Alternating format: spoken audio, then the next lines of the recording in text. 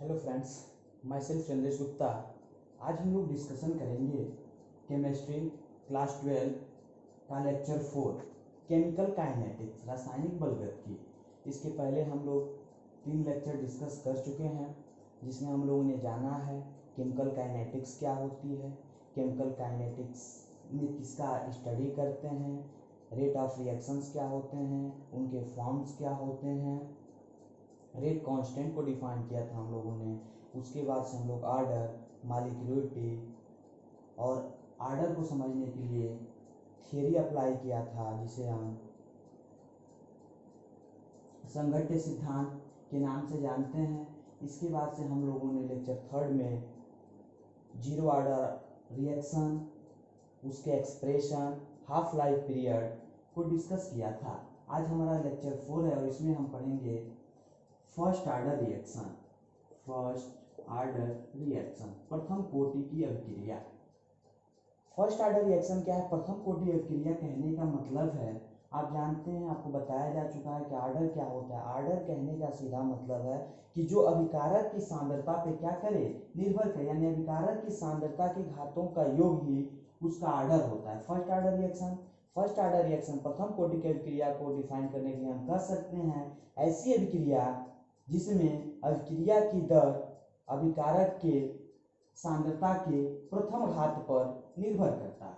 First order reaction यानी जो हमारा फर्स्ट आर्डर रिएक्शन है, वह जो रिएक्टेंट होगा वह रिएक्टेंट के फर्स्ट आर्डर पर क्या करेगा, निर्भर करेगा अभिक्रिया का वेग। It means dx upon dt directly proportional to concentration of reactant.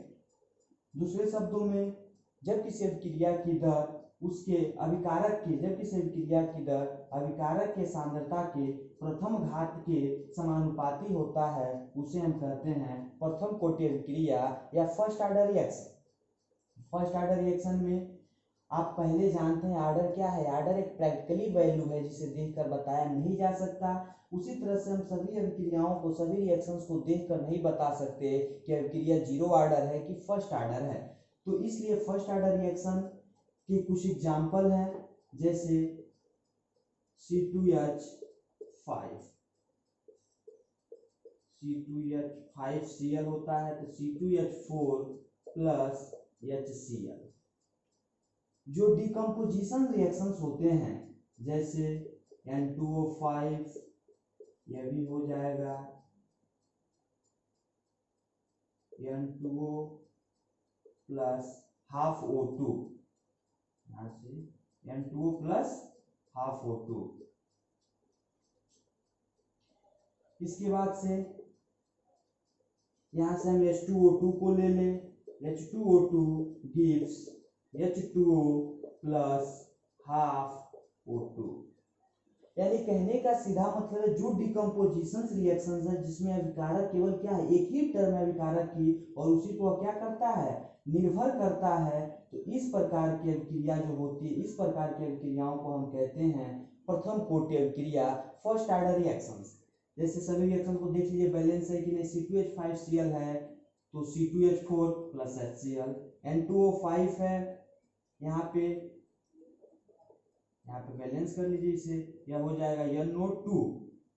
यहाँ से 2 से मल्टीप्लाई करते हैं, 2 एकड़ में 2, 2 नाइट्रोजन, 2 दूना 4 ऑक्सीजन, और 2 से 2 कैंसिल, 1 ऑक्सीजन, 2 दूना 4 1 5 ऑक्सीजन। अभिक्रिया बैलेंस हो गई। उसी तरह से H2O2 है, हाइड्रोजन पर ऑक्साइड, यह जो है इसका भी क्या है, जब हम तोड़े हैं तो H2O प्लस हाफ O2, यानी इधर 2 हाइड्रोजन 2 ऑक्सीजन है, 2 हाइड्रोजन हो गया, ऑक्सीजन 1, 2 एकड़ में 2 1 ऑक्सीजन, यानी इधर भी 1 1 2 ऑक्सीजन। यानी कुल मिला जुला के हमें यही जानना है। हमने जाना प्रथम कोटि की अभिक्रिया ऐसी अभिक्रिया होती है जिसमें अभिक्रिया की दर उसके अभिकारक के क्या होता है, प्रथम घात के समानुपाती होता है। यानी केवल एक ही टर्म ये सब है और इसी पे क्या करती है, अभिक्रिया की दर निर्भर करती है। तो ये सब क्या है, प्रथम कोटि अभिक्रिया के एग्जाम्पल हैं। इट मीन्स कह सकते हैं जो डिकम्पोजिशन रिएक्शंस हैं, यानी अभिकारक एक और इससे क्या हो रहा है, टूट रहा है प्रोडक्ट, यानी उसे हम कहते हैं प्रथम कोटि अभिक्रिया। इसी तरह से एक और इंटरेस्टेड एग्जाम्पल हम सबसे पहली बात है, हम लोग जानते हैं CH3 COO C2H5, यह हो गया आपका एस्टर। इसका हम जल अपघटन करा दें, H2O से क्रिया करा दें, हाइड्रोलिसिस करा दें, यहाँ से यह जब हाइड्रोलिसिस इसका कराएंगे यह टूटता है माइनस में और यह टूटेगा प्लस में। तो इसी तरह से यहाँ से यह बन जाएगा CH3COOH plus C2H5OH, acetic acid plus ethyl alcohol, यानी यह आपका एस्टर हो गया। इसका हमने जल अपघटन कराया और ये एसिटिक एसिड प्लस किसमें, एथेनॉल, इसका आईपीएससी नाम होगा एथेनॉल, ऐसे इसको एथिल अल्कोहल बोलेंगे। तो यह टूट गया, यानी यहाँ पे अब यह प्रथम कोटि अभिक्रिया का क्या है, एग्जाम्पल है। यहाँ पे सबसे बड़ी बात यह है कि टर्म तो रिएक्टेंट पे हमने दो, एक तो एस्टर और दूसरा H2O, दो टर्म हमने यूज किया है, लेकिन यह केवल निर्भर करता है क्रिया की दर एस्टर पे। क्यों? क्योंकि जो H2O है इसकी एक्सेस मात्रा होती है, H2O की, यहाँ पे हमने एसिड ले लें, कोई उत्प्रेरक का कार्य करता है H2SO4, यह जो H2O है यदि इसकी एक्सेस मात्रा ले लें यानी बहुत अधिक यह होती है, और यह बहुत अधिक होने के कारण क्या करता है, क्रिया की दर H2O पर निर्भर नहीं करता है, केवल एस्टर पे निर्भर करता है, इसीलिए इसे हम कहते हैं क्या, फर्स्ट ऑर्डर रिएक्शन। यानी ये कुछ फर्स्ट ऑर्डर रिएक्शन के एग्जाम्पल हुए, फर्स्ट ऑर्डर रिएक्शंस के एग्जाम्पल हैं। क्योंकि हम किसी भी अभिक्रिया को देखकर नहीं बता सकते कि वह कौन सी अभिक्रिया है, यह प्रैक्टिकली वैल्यू होता है, लेकिन हाँ कुछ पहचान है कॉमन सेंस के लिए। जो डिकम्पोजिशन रिएक्शंस होते हैं उनमें हम फर्स्ट ऑर्डर रिएक्शंस कर सकते हैं, जो अभिकारक में एक और टूट जाए बाद में। एस्टर का जल अपघटन है, उसी तरह से शुगर का जल अपघटन है, शुगर का जल अपघटन हम कराते हैं, ग्लूकोज और फ्रक्टोज हमें प्राप्त हो जाता है। तो ये सब क्या है, फर्स्ट ऑर्डर रिएक्शंस होते हैं। एक और चीज, जितने भी क्षय होते हैं, चाहे वो प्राकृतिक क्षय हो चाहे कृत्रिम क्षय हो, वो भी फर्स्ट ऑर्डर रिएक्शंस के एग्जाम्पल होते हैं। तो इस चीज को बस याद रखे रहिएगा कि जो ऐसी अभिक्रिया होती है जिसमें अभिक्रिया की दर जो है अभिकारक के क्या करे, सांद्रता के प्रथम घात पर निर्भर करे, उसे हम कहते हैं फर्स्ट ऑर्डर रिएक्शन। जैसे C2H5Cl है, यह अभिकारक हो गया, इससे टूटकर प्रोडक्ट बना। यानी जो डिकम्पोजिशन रिएक्शंस हैं जो टूट जाते हैं, अभिकारक एक और उससे कई प्रोडक्ट प्राप्त होते हो, उस प्रकार के अभिक्रिया को हम फर्स्ट ऑर्डर रिएक्शंस करते हैं। जैसे एग्जांपल C2H5Cl, N2O5, H2O2, ये सब क्या है, फर्स्ट ऑर्डर। एस्टर के बाद हमने देखा एस्टर का जल अपघटन कराएंगे, H2O की एक्सेस मात्रा होगी और H2SO4 के प्रेजेंस में रिएक्शंस होगा, और केवल अभिक्रिया की दर निर्भर करेगी एस्टर पे। तो चूंकि एक ही पद पे, एक ही टर्म पे निर्भर कर रही है, इसलिए इसे हम फर्स्ट ऑर्डर रिएक्शन कहेंगे। इसके बाद से जो सबसे इंपॉर्टेंट बात है जो आपके एग्जाम में आता है कि फर्स्ट ऑर्डर रिएक्शंस के एक्सप्रेशंस क्या होते हैं, उस एक्सप्रेशन को पूछ देता है। कभी कभी उस एक्सप्रेशन पे न्यूमेरिकल आ जाता है, ये कंफर्म, या तो न्यूमेरिकल नहीं तो एक्सप्रेशन। तो आइए जानते हैं कि वो एक्सप्रेशन क्या होता है। जैसे हम लोग जीरो ऑर्डर के लिए एक्सप्रेशन डिराइव किए थे, उसी तरह से फर्स्ट ऑर्डर रिएक्शन के लिए भी हम एक्सप्रेशन डिराइव करेंगे। यहाँ से फॉर फर्स्ट ऑर्डर रिएक्शन या फॉर फर्स्ट ऑर्डर रिएक्शन, इसके लिए हम यहाँ पे कंसीडर करते हैं, let us consider a reaction. हमने एक क्रिया को कंसीडर किया, यह क्रिया जो है रिएक्टेंट से बन रहा है प्रोडक्ट। हमने एक रिएक्शन को कंसीडर किया जिसमें रिएक्टेंट से बन रहा है प्रोडक्ट। t बराबर 0 पे कोई समय नहीं है, कोई समय नहीं बीता, उस समय इसका जो कंसंट्रेशन है हम सपोज कर लेते हैं क्या है, A है।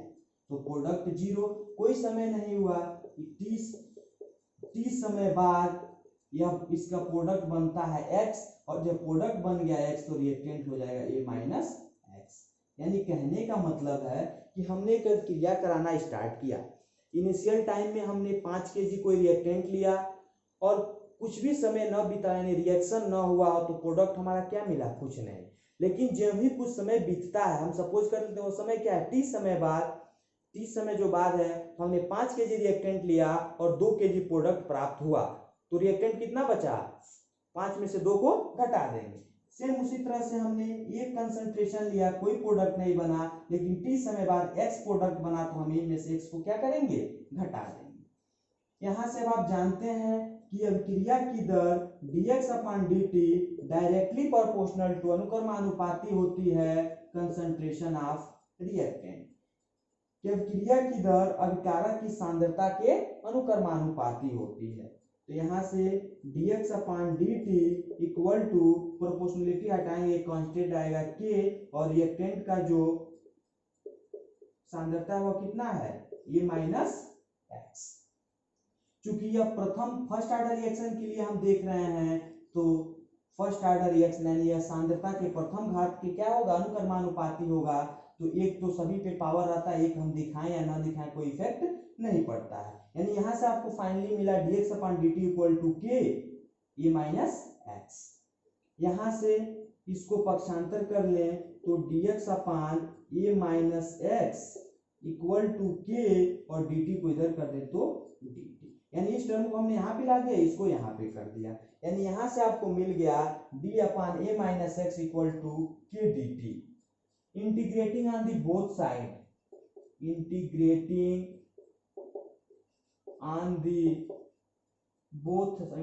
On the both sides we obtain, यानी दोनों पक्षों का समाकलन करने पे हमें प्राप्त होता है, क्या प्राप्त होता है यहाँ से integration of dx/a minus x equal to integration of k dt। यहाँ से क्योंकि आप जानते हैं, एक लाइन और कर लीजिए, dx/a minus x equal to k constant है, k को बाहर कर लिए इंटीग्रेशन ऑफ dt।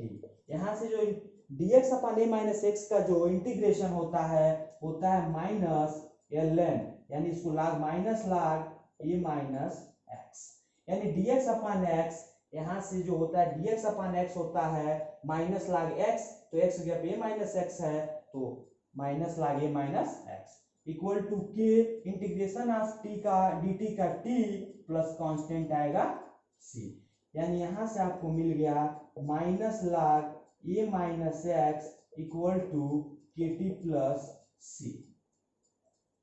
यदि t की वैल्यू को 0 कर दें और x भी 0 कर दें, यदि t equal to 0 and x equal to 0, then we get minus log a में से a माइनस 0 करेंगे x की जगह पे तो log a equal to t का वैल्यू 0 रखेंगे तो यह value 0 plus c। It means c equal to हमें प्राप्त हो गया माइनस लॉग a। और जो यह प्राप्त हुआ इसको हम सपोज कर लेते हैं इक्वेशन फर्स्ट, इसको इक्वेशन फर्स्ट में पुट कर दें और जब इक्वेशन फर्स्ट में पुट करेंगे तो हमें मिलेगा minus log a minus x equal to k t plus या प्लस पहले से माइनस यहाँ पे है तो plus minus minus log a, यानी इसको पक्षांतर कर ले माइनस से इधर आएगा तो लॉग a या minus log a minus x kt equal to kt। यानी यहां से इसको हम लिख सकते हैं kt इक्वल टू, kt को यहीं पे रहने दें, इसको इधर कर दें log a minus log a minus x. क्योंकि आप जानते हैं log m minus log n होता है log a बटा a माइनस एक्स kt। यानी यहां से हो सकता है k इक्वल टू टी गुणे में इधर आएगा तो 1 बट्टा टी log a बट्टा a माइनस एक्स। यहां से यह log ln जो हम लिखे हैं इसका मतलब बेस e से है। अब इसको LOG में कन्वर्ट करेंगे तो 2.303 से इसको मल्टीप्लाई करा देंगे तो k equal to 2.303 t log, इसको LOG में कन्वर्ट कर देंगे a बट्टा a माइनस एक्स। यानी हमारा रिजल्ट मिल गया k equal to 2.303 upon t log a बट्टा a माइनस एक्स। ln जब है तो इसका मतलब बेस e है और जब भी इसको कन्वर्ट करते हैं LOG में तो बेस 10 होता है। तो यहाँ से एक रिलेशन जान लीजिए कि ln ln x equal to 2.303 log(x), यानी कहने का मतलब जब भी कोई भी टर्म हमारा कोई भी पैरामीटर्स बेसी में हो ln में हो उसको log में कन्वर्ट करेंगे तो 2.303 से क्या करेंगे मल्टीप्लाई करा देंगे। एक बार और देखते हैं। फर्स्ट ऑर्डर रिएक्शन के लिए हमने लेटेस्ट कंसीडर किया reaction R gives product T equal to 0 पे इसका कंसंट्रेशन हम रिएक्टेंट का कंसंट्रेशन मान लेते हैं कुछ रहेगा ही, बट प्रोडक्ट कुछ प्राप्त नहीं हुआ। 30 समय बाद हमें x प्रोडक्ट प्राप्त हुआ तो में से x घटा दिए। क्योंकि अब रूल हम जानते हैं कि अब क्रिया की दर जो है अभिकारक की सांद्रता के प्रथम घात पर निर्भर करता है किसके लिए फर्स्ट ऑर्डर रिएक्शन के लिए। तो dx upon dt directly proportional to concentration of reactant. तो dx upon dt equal to proportionality हटाएंगे के a माइनस एक्स, यहाँ से a माइनस एक्स को यहाँ पे और t को यहाँ पे, यानी dx upon a minus x equal to k और dt। दोनों पक्षों का समाकलन करेंगे तो integration of dx upon a minus x equal to integration of k dt। तो integration of dx upon a minus x equal to k integration of dt। क्योंकि आप जानते हैं integration of dx upon x होता है log x, यानी यहाँ पे dx upon a minus x तो minus log minus ln a minus x के dt का होता है t प्लस c, कांस्टेंट आ गया, and minus ln a minus x equal to kt plus c। Equation first, यदि हम t समय 0 कर लें तो x भी हमारा क्या होगा 0, यानी अगर समय 0 है तो x भी क्या है 0, तो t 0 तो x 0, तो यहाँ से ln a minus 0 equal to k into 0 plus c, यानी l minus ln a equal to 0 plus c, तो c का वैल्यू निकल गया माइनस ln a। c की वैल्यू को इक्वेशन फर्स्ट में पुट कर दें तो minus ln a minus x equal to kt और c का वैल्यू है माइनस ln a। इस ln a को पक्षांतर कर लें इधर तो माइनस है तो प्लस में आ जाएगा ln a या minus ln a minus x equal to kt को यहीं पर रहने दे kt equal to ln a minus ln a minus x, तो kt इक्वल टू ln, क्योंकि आप फार्मूला जानते हैं ln m minus ln n equal to l m by n, यानी यह माइनस के रूप में है हमारा क्या है बराबर है ln बराबर है तो इसको क्या करेंगे बटा a माइनस एक्स, तो k इक्वल टू t इधर मल्टीप्लाई के रूप में इधर आएगा divide 1 upon t ln a बटा a माइनस एक्स, ये भी रिजल्ट होता है। लेकिन ये log जो ln होता है यह बेस e है, लेकिन जब इसे log में कन्वर्ट करेंगे तो 2.303 से मल्टीप्लाई करा देंगे तो k equal to 2.303 upon t, यह ln कन्वर्ट हो गया log में a बटा a माइनस एक्स, और यही होता है हमारा फर्स्ट ऑर्डर रिएक्शन के लिए एक्सप्रेशन। तो आशा करते हैं समझ में आया होगा। यहां से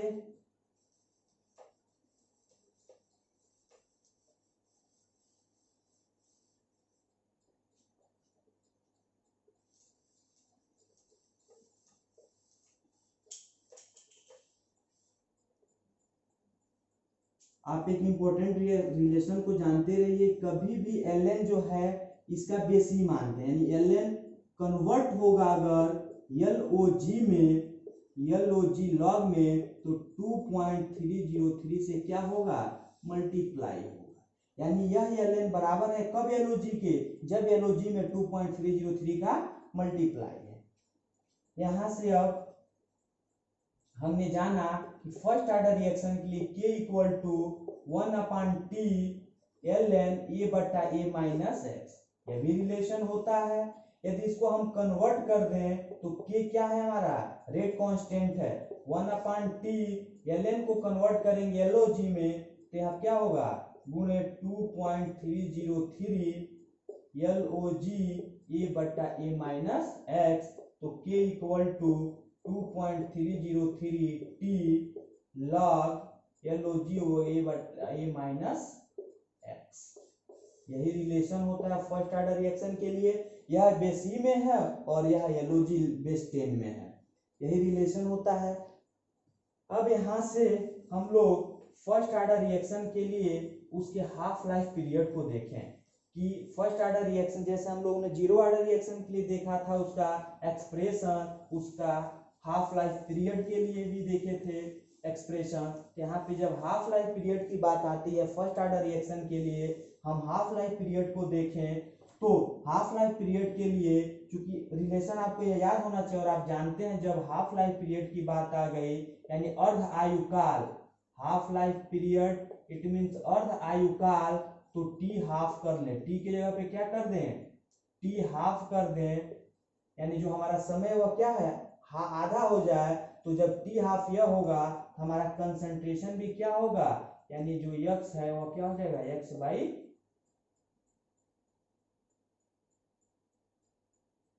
यहां से जब हमारा प्रारंभिक सांद्रता हमने ये माना था यानी यह भी क्या हो जाएगा ए बाई 2। हमने एक्स हमारा जो था एक्स हमने प्रोडक्ट बनाया था, कंसीडर किया था, आर गिव्स प्रोडक्ट, आर से प्रोडक्ट मिला था, हमने आर से यहाँ से प्रोडक्ट बनाए थे।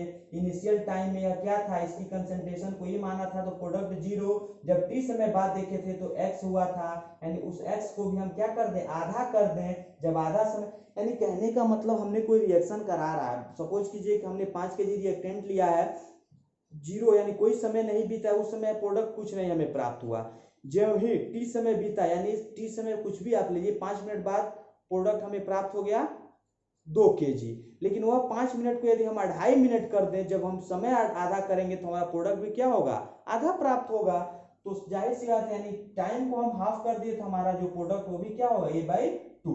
इसी रिलेशन में रख दें तो k equal to 2.303 upon t LOG a बट्टा, यहाँ पे टी हाफ कर दें टी की जगह पे, और यहाँ पे ए माइनस और एक्स यहाँ पे ए बाई 2। तो यहाँ से टी हाफ को आप यहाँ कर लीजिए, तो t half equal to 2.303 upon k, t half को यहाँ पे कर लिया, के को हमने यहाँ पे कर लिया, LOG, और यहाँ से यह हो जाएगा 2 का ए में गुणा होगा 2a माइनस ए क्या होगा, यानी ए में से हाफ ए घटेगा तो ए बट्टा ए बाई 2, यानी यहाँ से टी हाफ इक्वल टू 2.303 के LOG, यह 2 ऊपर चला जाएगा 2a अपॉन ए, यानी ए से ए कैंसिल, तो टी हाफ इक्वल टू 2.303 के LOG 2। अब आप यहाँ से 2.303 के अल्लाह 2 का मान होता है 0.3010, जब 2.303 का मल्टीप्लाई 0.3010 में कराएंगे तो 0.693 के, यहाँ से आपका टी हाफ है ये चल ही रहा है, यानी यह रिलेशन मिल गया आपका अर्ध आयुकाल के लिए रिलेशन होता है t half equal to 0.693 upon k, या दूसरे शब्दों में पूछ सकता है कि प्रथम कोटि की अभिक्रिया के लिए अर्ध आयुकाल तथा वेग स्थिरांक यानी के में संबंध स्थापित कीजिए। तो आप इस चीज को जानें कि सबसे पहले हम क्या करेंगे, फर्स्ट ऑर्डर रिएक्शन के लिए एक हमने रिएक्टेंट लिया, कंसीडर किया रिएक्शन, रिएक्टेंट से प्रोडक्ट बन रहा है, टी बराबर 0 पे हमने माना कि रिएक्टेंट का कंसंट्रेशन ए है, तो प्रोडक्ट कुछ नहीं प्राप्त हुआ। टी बराबर टी पे हमने देखा कि हमें प्रोडक्ट एक्स प्राप्त हो रहा है, तो रिएक्टेंट का कंसंट्रेशन क्या करेंगे ए माइनस एक्स। चूंकि आप जानते हैं कि जो अभिक्रिया की दर होती है dx अपॉन dt वह अभिकारक की सांद्रता पर निर्भर करता है, तो dx upon dt directly proportional to concentration of reactant, तो dx upon dt directly proportional to, और हमारा जो रिएक्टेंट है वह क्या है ए माइनस एक्स, यानी dx upon dt directly proportional to a minus x, proportionality को हटाएंगे तो dx upon dt equal to k a minus x, a minus x को इधर कर ले, यानी dx upon a minus x equal to k dt, दोनों पक्षों का समाकलन कर दें तो integration of dx upon a minus x equal to k constant अलग कर दें, इंटीग्रेशन ऑफ dt। अब integration of dx upon a minus x का जो इंटीग्रेशन होता है minus l n a minus x equal to k integration of dt का होगा t प्लस सी, यानी हमें फाइनली मिल गया minus l n a minus x equal to k t plus c. यदि t भी 0 हम कर दें, हमारा जो रिलेशन मिला, यानी हम 0 करके c की वैल्यू को फाइंड आउट कर लें और जो c की वैल्यू प्राप्त हो उसको पुट कर दें और formula log m by n पे उसको तोड़ दें, तो हमें फाइनली प्राप्त होता है k equal to 1 by t l n a बटा ए माइनस एक्स।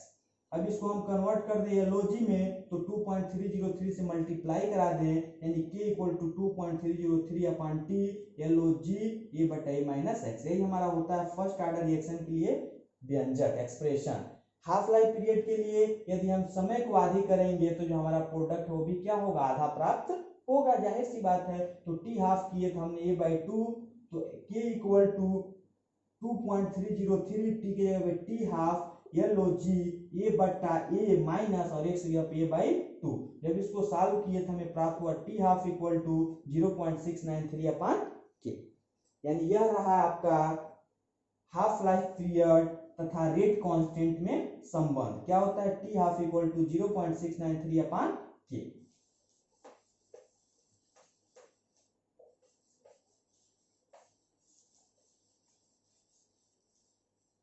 यहाँ पे हम देख लें एक बार और कि फर्स्ट ऑर्डर रिएक्शन के क्या क्या कैरेक्टर हो सकते हैं। कैरेक्टर कह लीजिए या जो आपका, तो पहला फर्स्ट ऑर्डर रिएक्शन के लिए जो वेग स्थिरांक K होता है, क्या होता है, 2.303 अपॉन T LOG A बटा A माइनस एक्स। यह हमारा फर्स्ट ऑर्डर रिएक्शन के लिए होता है। जो उसका एक्सप्रेशन होता है K equal to 2.303 upon T log A बटा A माइनस एक्स, या इसी को लिख सकते हैं K equal to 1/T ln A बटा A माइनस एक्स। यानी यह ln के फॉर्म में हो गया, या LOG के फॉर्म में हो गया। दूसरी बात, जब यह जो फर्स्ट ऑर्डर रिएक्शंस होता है इसमें भी जब कंसंट्रेशन और समय के बीच ग्राफ खींचा गया तो एक सरल रेखा प्राप्त होती है। तीसरी बात, इसका हाफ लाइफ पीरियड के लिए हमने देखा कि T half equal to 0.693 upon T half equal to 0.693 upon K। यह संबंध होता है अर्धआयुकाल और रेट कांस्टेंट यानी वेग स्थिरांक में। इसके बाद से हम इसके यूनिट की बात कर ले, तो जब यूनिट की बात करेंगे तो आपको बताया गया है पिछले लेक्चर में कि K इक्वल टू आपका स्टैंडर्ड जो फॉर्म होता है मोल 1 minus n litre n minus 1 second inverse, यह आपका स्टैंडर्ड फॉर्म होता है। यहाँ पे हमने बताया था कि n जो है वह ऑर्डर होता है। ऑर्डर यदि 0 है तो 0 रखेंगे, फर्स्ट है तो फर्स्ट रखेंगे, सेकंड है तो सेकंड रखेंगे, थर्ड है तो थर्ड रखेंगे। फर्स्ट ऑर्डर रिएक्शन के लिए तो n इक्वल टू क्या रख देंगे, 1, तो K equal to mole 1 minus 1 litre 1 minus 1 second inverse, ये भी 0 ये भी 0, यानी K इक्वल टू यहाँ पे mole 0 litre 0 second inverse, mole 0 का वैल्यू 1 लीटर 0 का value 1 into second inverse. It means यहाँ से आपको मिल गया K equal to second inverse, यानी प्रथम कोटि की अभिक्रिया के लिए जो यूनिट होता है वह सेकेंड इनवर्स होता है। इसे सेकेंड इनवर्स को आप टाइम इनवर्स भी कह सकते हैं, मिनट इनवर्स, यानी जो भी टाइम हो, मिनट सेकेंड घंटा जिस भी में उसका इनवर्स। यह होता है फर्स्ट ऑर्डर रिएक्शन के लिए उसके रेट कांस्टेंट K का मात्रक यूनिट। लेकिन उसके dx अपॉन dt यानी अभिक्रिया की दर के लिए जो मात्रक होता है वह क्या होता है, dx अपॉन dt है। dx क्या है, कंसंट्रेशन में हो गया आपका मोल पर लीटर, dt क्या है, टाइम, तो टाइम यहाँ से मोल लीटर ऊपर जाएगा लीटर इनवर्स टाइम इनवर्स, यानी इसके rate of reaction dx upon dt का जो मात्रक है वह mole litre inverse second inverse, या सेकेंड की जगह पे आप टाइम बोल दीजिए, कोई दिक्कत नहीं है। इसी को आप दूसरे ये भी लिख सकते हैं, mole litre inverse second inverse.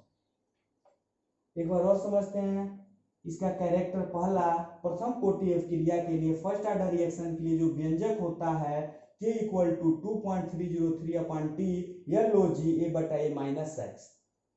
LOG के फॉर्म में न बोले तो LOG का जो होता है बेस 10 होता है। इस चीज को हमेशा याद रखें, LOG जब है तो बेस 10 छिपा है, कोई इसमें दिक्कत नहीं, यहाँ पे दिखाने की कोई जरूरत नहीं है। यदि ln के फॉर्म में लिखें तो यहाँ पे बेसी छिपा है, तो k equal to 1/t ln a बटा a माइनस एक्स। उसके बाद इसके हाफ लाइफ पीरियड और rate constant t half equal to 0.693 upon k relation होता है। रिलेशन डिराइव भी किया गया, आप देखे हैं। इसका मात्रक की बात करें तो इसका मात्रक सेकेंड इनवर्स या टाइम इनवर्स होता है। यानी कहने का सीधा स्टैंडर्ड फॉर्म आप जानते हैं, k equal to mole 1 minus n litre n minus 1 second inverse. n के जगह पे आप जो भी आर्डर हो, यानी फर्स्ट आर्डर है तो 1 रखेंगे, तो मोल 1 माइनस 1 लीटर, n की जगह पे 1 माइनस 1 सेकेंड इनवर्स। 1 में से 1 गया 0, 1 में से 1 गया 0 सेकेंड इनवर्स। किसी पावर पे 0 उसका मान 1, इसका भी मान 1 इंटू सेकेंड इनवर्स। यानी 1 का गुणा 1 में करें 1 का गुणा सेकेंड इनवर्स में करें सेकेंड इनवर्स। यानी प्रथम कोटि के क्रिया के लिए जो रेट कांस्टेंट k का यूनिट होता है वह सेकेंड इनवर्स होता है। सेकेंड इनवर्स भी हो सकता है, मिनट इनवर्स, यानी जिसमें वैल्यू दिया हो उसका इनवर्स। इसके लिए रेट ऑफ रिएक्शन के लिए इसका यूनिट क्या होता है, तो rate of reaction dx upon dt है। यह कंसंट्रेशन है तो मोल पर litre, dt time upon time, तो मोल लीटर ऊपर जाएगा लीटर इनवर्स, टाइम ऊपर टाइम इनवर्स, यानी mole litre inverse time inverse. इसके रेट ऑफ रिएक्शन का यूनिट है या इसके रेट कांस्टेंट k का यूनिट है। इसके बाद से यदि किसी भी फार्मूले में उसका फार्मूला जब भी हम सॉल्व कर, जब भी ये फार्मूला हमको याद रखना है और जब भी इस पे बेसिस न्यूमेरिकल आएंगे इस फार्मूले का प्रयोग करना है। कहीं पे यदि t दिया है और उसके रेट कांस्टेंट k का वैल्यू पूछ रहा है तो आप आसानी से क्या कर सकते हैं, ज्ञात कर सकते हैं। k का वैल्यू दिया है और t पूछ रहा है तो आप आसानी से, या t और k अपने में क्या होते रहेंगे, चेंज होते रहेंगे। यदि t का वैल्यू दिया है तो आप k ज्ञात करेंगे, k का वैल्यू दिया है तो t ज्ञात करेंगे। उसी तरह से यदि k का वैल्यू दिया है तो उसका अर्ध आयु काल, हाफ लाइफ पीरियड आप आसानी से ज्ञात कर सकते हैं। केवल क्या करना है, फार्मूला याद होना चाहिए, t half equal to 0.693 upon k। k का वैल्यू रख देंगे, t हाफ निकल जाएगा। यदि t हाफ दिया है, k पूछ रहा है तो k को यहाँ पे रख दीजिए, t हाफ यहाँ, यानी ये दोनों अपने में एक्सचेंज होते रहेंगे और जो एक दिया हो वैल्यू उसको पुट करके दूसरे को आप आसानी से निकाल सकते हैं। यूनिट हमेशा याद रखिए फर्स्ट ऑर्डर रिएक्शन के लिए सेकेंड इनवर्स। भूल गया यूनिट कोई बात नहीं, स्टैंडर्ड फॉर्म याद रखिए, मोल 1 minus n litre n minus 1 second inverse. जिस भी ऑर्डर का रिएक्शन हो n के जगह पे वो वैल्यू पुट करके उसका यूनिट ज्ञात कर लीजिए। dx अपॉन dt के लिए केवल यह जीरो ऑर्डर रिएक्शन में, पिछले वीडियो में आप देखे होंगे लेक्चर 3 में, जीरो ऑर्डर रिएक्शन के लिए उसकी रेट ऑफ रिएक्शन और रेट कांस्टेंट यानी dx अपॉन dt और k दोनों का यूनिट सेम आया था। लेकिन इसके बाद ऐसा नहीं होगा, dx अपॉन dt का जो यूनिट होगा mole litre inverse time inverse या टाइम इनवर्स सेकेंड भी हो सकता है, तो mole litre inverse second inverse इसका मात्रक dx अपॉन dt का होगा। यह सबके लिए होगा, लेकिन यह k की जो वैल्यू होगी यह ऑर्डर के हिसाब से चेंज होती रहेगी इसकी यूनिट। तो इस पे न्यूमेरिकल हम लोग अगले लेक्चर में देखेंगे, जो भी इंपॉर्टेंट न्यूमेरिकल हैं तो उस न्यूमेरिकल को हम लोग अगले लेक्चर में देखेंगे। Thank you.